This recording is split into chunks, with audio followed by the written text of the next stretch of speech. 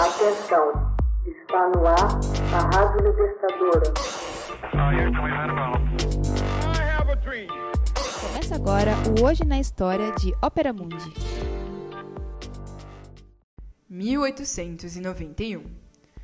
Morre o escritor Herman Melville, autor de Moby Dick. Herman Melville, escritor, poeta e ensaísta norte-americano, morre em Nova York em 28 de setembro de 1891, aos 72 anos e em total obscuridade. O obituário do jornal The New York Times registrava o nome como Henry Melville. Embora tenha obtido grande sucesso no início de sua carreira, a sua popularidade foi decaindo ao longo dos anos.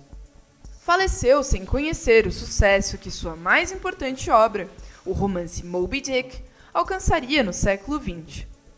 O livro foi publicado em 1851, sob o título de A Baleia, não obtendo sucesso de crítica. Herman Melville foi o terceiro filho de Alan e Maria. Quando criança, teve escarlatina, o que afetou permanentemente a sua visão. Mudou-se com a família, em 1830, para Albany, onde frequentou a Albany Academy. Após a morte do pai, em 1832, teve de trabalhar inicialmente como bancário, depois professor e fazendeiro. Em 1839, embarcou como ajudante no navio St. Lawrence, com destino a Liverpool, e em 1841, no baleeiro Acushnet, a bordo do qual percorreu quase todo o Pacífico. Quando chegou às Ilhas Marquesas, na Polinésia Francesa, decidiu abandoná-la para viver junto aos nativos. Suas aventuras como visitante cativo da tribo de canibais Taipi foram registradas no livro de mesmo nome, de 1846. Ainda em 1841, embarcou no baleeiro australiano Lucy Ann e acabou se unindo a um montinho organizado pelos tripulantes. Melville foi preso, tendo fugido pouco depois.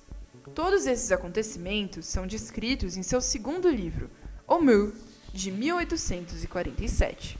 No final de 1841, embarcou como arpoador no Charles and Henry, em sua última viagem, retornando a Boston como marinheiro em 1844.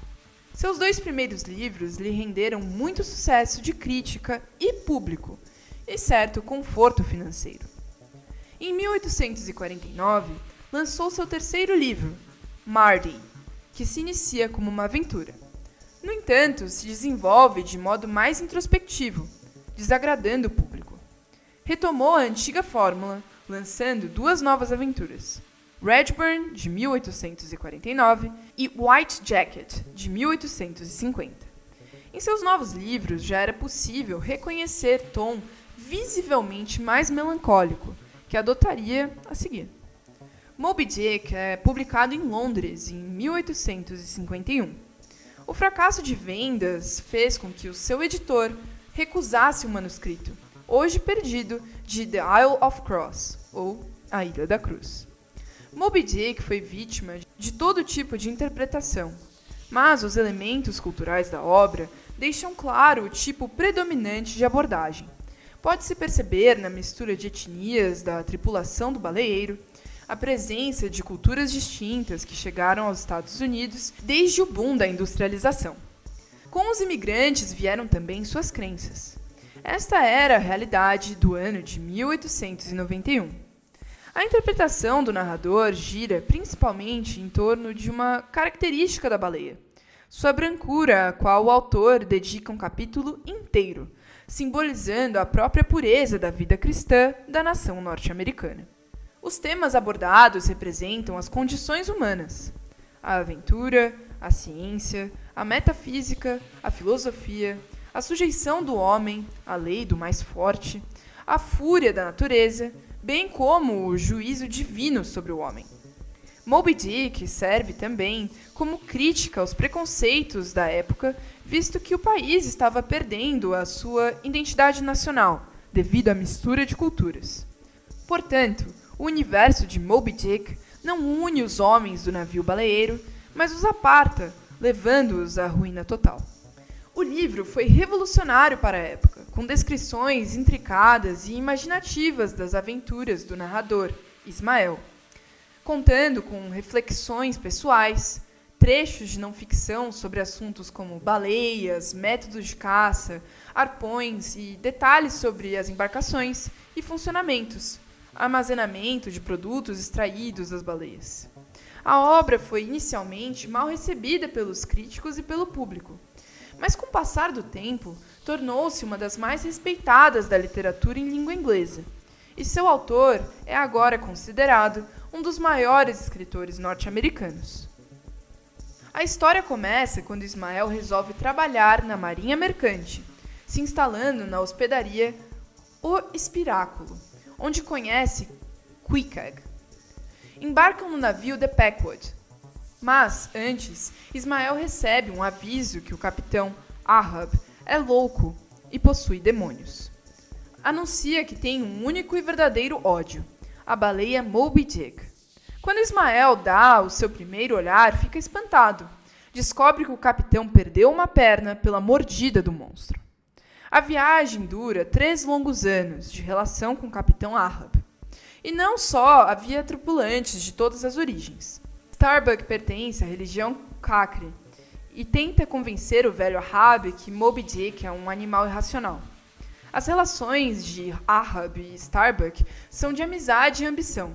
Incidentes ocorrem com os dois. A hora da batalha entre a razão humana e animal começa. No fim da batalha, o Packwood é destruído. Ismael é o único sobrevivente e não tem mais nenhuma atração em voltar ao mar à procura de baleias.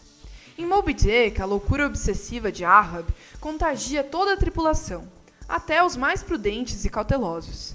Era assim que Melville via a América, uma nação democrática e progressista, sendo arrastada às trevas e à loucura coletiva por causa da demência e obsessão de um só homem.